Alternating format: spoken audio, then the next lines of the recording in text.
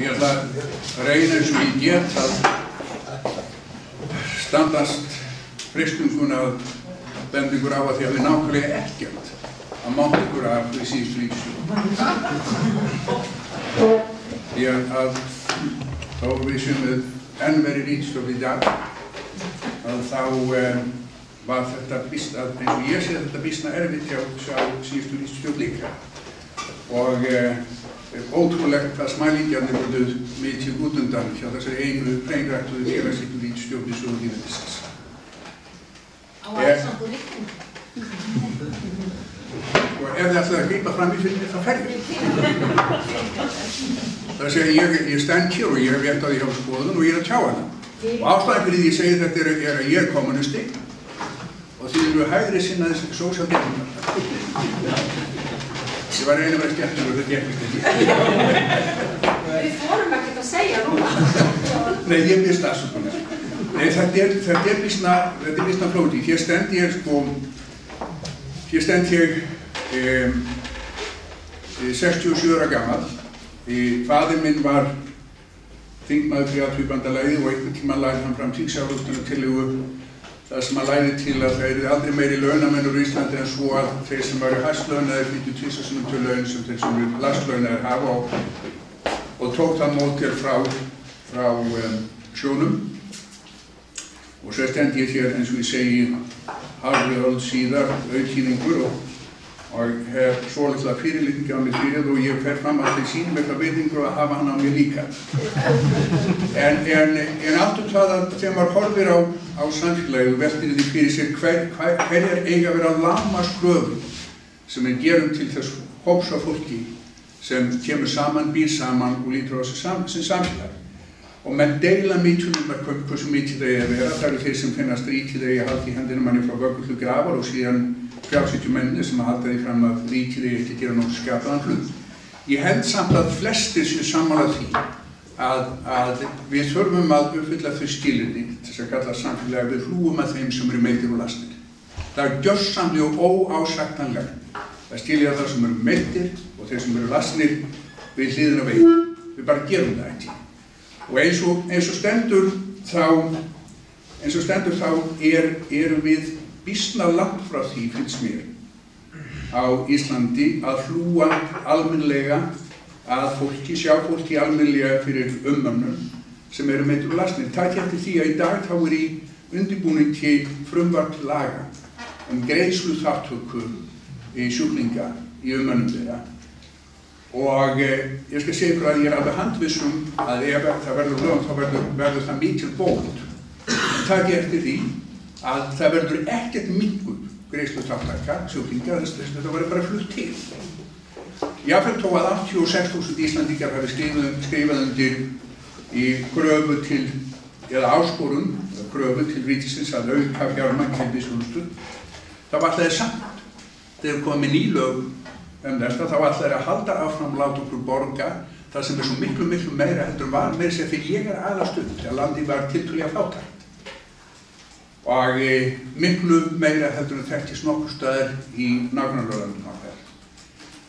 Og ég man það ástæðan ég get sagt með vissu að það var meira heldur en því ég var aðalast upp að ég lendi því einhvern tíðan sem að vísu vísna hlægilegt, ég lendi því þegar faðir minn var þingmaður og ég var læknanemi, hann kom til minn einhvern tíðan ég held að það verið 1972.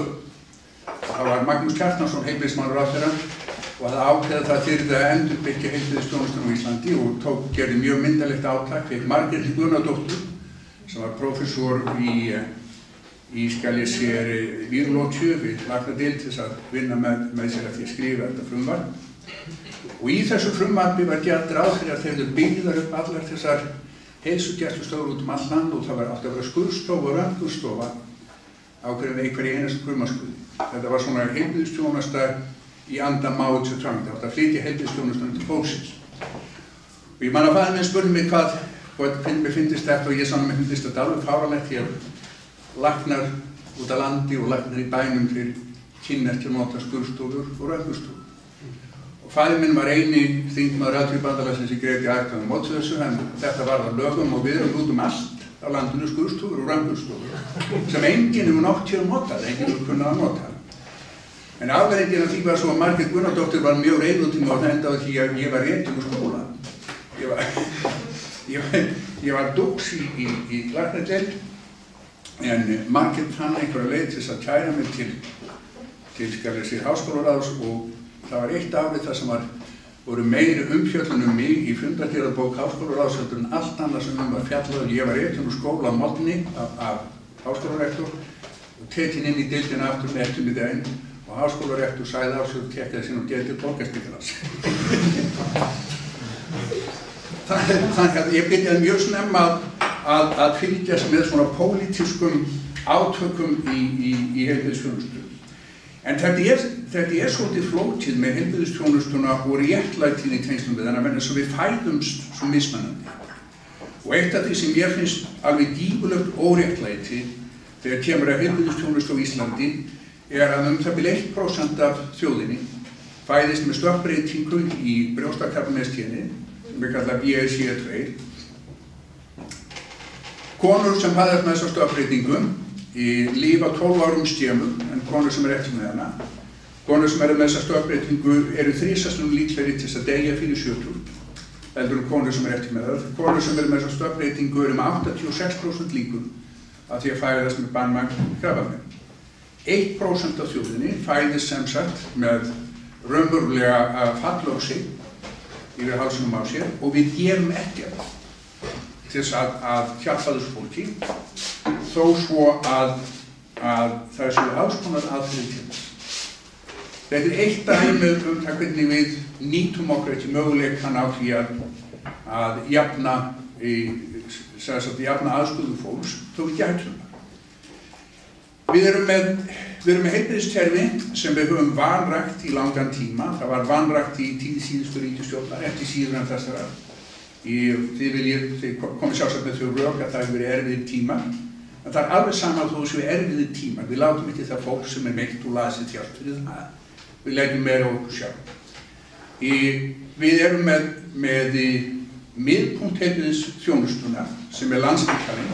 Það er eina raunverulega sjúkrahús landsins.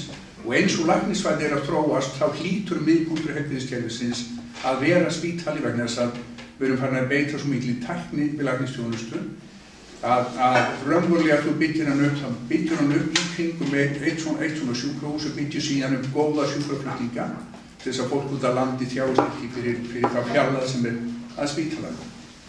Við erum með sjúkrahús í dag sem illa tækjum búið, geysilega illa tækjum búið, tækjum sem eru þar, sem við viljum sagt að við séum með segulómuna tæki og svo framvegis, sem þetta er allt saman gömul tæki, illa virk, standast ekki samjöfnum við þau tæki sem notað annar staðar. Það eru langir biðlistar og í þessum biðlistum þá myndast mikið óréttlæti. Ég geti sagt að ég til dæmis þurfti að leita til spítalans nokkuð oft á síðustu 2,5 ári. Ég fættist með stökkbreytingu sem gerir það verkum að ég fæ hjartsláttar-óreglum sem kölluð gáttaflökt og það búið að þróa aðferð við að takast á við það með að brenna ákveðnar brautir í hjartanu og því ég fór upp á Landspítal þá var mér sagt að það var eins og hálsráðsbíð en af því ég er auðkýningur og ég fyrirlíkt á mig fyrir það. Þá gæti ég bara farið til Þýskalands og keypt mér svona aðgerð. Að vísu gekk hún ekki, en þannig að fyrir 1,5 ára liði þá var ég aftur í svona aðgerð hér. En þetta er bara dæmi það að sko og ef við bara tökum þess einu aðgerð þess brennslu aðgerð, gáttaflökt af þessari gerði einhver hættum á heilablóðföllum sem gerir það verkum að þetta styttir líf fólks sem er með þannan lasleika. Þetta einhver byrð á heilbrigðisþjónustunni, þannig að það væri fjárhagslega mjög hagkvæmt að gera þessar aðgerðir og að sem þurfa. En einhverjum hluta vegna þá höfum við sem samfélag að látið þetta gerast. Við getum ekki skammast út í síðustu ríkisstjórn og þessa ríkisstjórn og ríkisstjórnar þar áður vegna þess að við höfum kosið þetta fólk að þing. Ég skammast minn hvað þingar hafa kosið. Nei, ég er að segja við höfum sem samfélag verðum að bera ábyrgð þessu. Þetta er Indrið var að tala þróunina í skattamálum og svo framvegis. Það þýðir ekkert fyrir okkur að standa hér og benda og setja upp sko fallegar festkillur sem að lýsa á óþörfulegum mönnum. Þessum menn sem ganga við hliðina á Glæpavígnum til að gera það því við leyfum það. Þetta algjörlega, það er engin vandi að fylgjast nákvæmlega með flæði fjár allan heim í dag, auðveldara heldur nokkur sinni. Og það er engin vandi fyrir hið opinbera að skattleggja þetta algjörlega upp í topp. Það er ekki hægt að flytja fé milli landa lengur, öðru sem það sé gjörsamlega fyrir opnum tjöldum. Þú getur ekki ferðast með kass í tösku, eins og margtæki, þetta er ólöglegt. Þannig að þetta verður alltaf að fara í elektrónist og rætt að finna þetta allt saman. Þannig að hættum að benda fingrum á þessa menn sem að nýta sér þessar glufur, bara lokum þeim. Bara lokum þeim, það er engin vandi. Og í guðanabænum, ég vil ekki fara að tala íslenskt réttarkerfi. Vegna þess að mér finnst aldrei interessant að sjá þessar 3 einstaklingar sem að ganga núna undir nafninu Öklabandið, labba bæinn og eiga ennþá, þrátt fyrir að hafa þeir staðnir að því að brjóðtölu þá, eiga ennþá alla sínar eignir. Hvernig ósköpunum fórum við að takast af við þetta hugum? Að við næðum fram einhverju réttlæti með því að setja menn í nokkra mánuði inn á Kvíabryggju. Nú koma þessi menn og þeir eiga Ísland. Þeir eiga fjölmiðlana á lært, þeir segja söguna, þeir skrifa framtíðina fyrir okkur. Hvers konar djöfulsins auðmingjar eru því?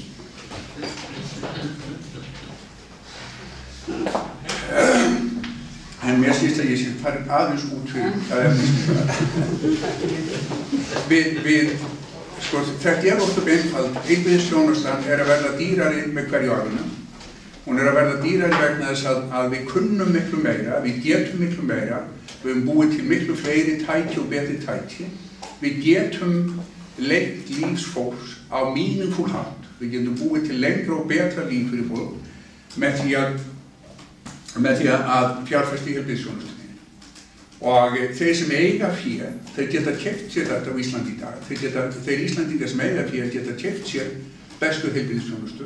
Meirihluti landsmanna getur það ekki. Meirihluti landsmanna er háður heilbrigðiskerfi sem er illa fjármagnað, illa mannað, illa tækjum búið.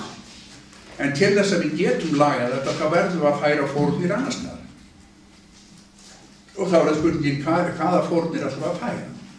Ætlum við að færa fórnir með því að vega að menntakerfinu. Ætlum við að vega að öðrum þáttum velferðarkerfisins. Eða ætlum við að vega að frelsi fyrirtækjum og einstaklinga í að safna auði út allan heim. Það segja að takið eftir því á sama tíma og verð á eldsneyti hefur fallið eins og aldrei áður. Þá erum við að lækka veiðigjöld útgerðinni. Á þeim tíma þegar rekstrar kringumstæður eins góður eitthvað nokk tíðan verið, þá erum við að lækka veiðigjöld. En ástæðan ég að fara út í þetta er að spurningin heilbrigðiskerfið er bara pólitísk spurning. Þetta er bara spurning pólitískar ákvarðanir. Þetta er ekki spurning læknisfræði. Þetta er ekki spurning það hvar við reisum nýja Landspítala, vegna þess að það skiptir nákvæmlega engu máli. Þetta er spurning þá pólitísku ákvörðun og þann samfélagsvilja að hlúa vel að því fólki sem er lasið mitt. Þetta er pólitísk spurning, eins og Indrið var að tala þetta áðan. Þetta er spurning hvað við ætlum að setja í velferðarkerfið. Og þetta verður ekki gert öðruvísi en að skattleggja fólk svo miklu meira. Þetta verður ekki gert öðruvísi en að hætta að skattleggja tekjur af peningum öðruvísi heldur en tekjur af blóði, svita og tári. Ég ætla ekki að hafa það lengra. Ef þið hafið einhverjar spurningar, þá munið þið að maðurinn sem spyr spurningarinnar er ábyrgur fyrir svarinu.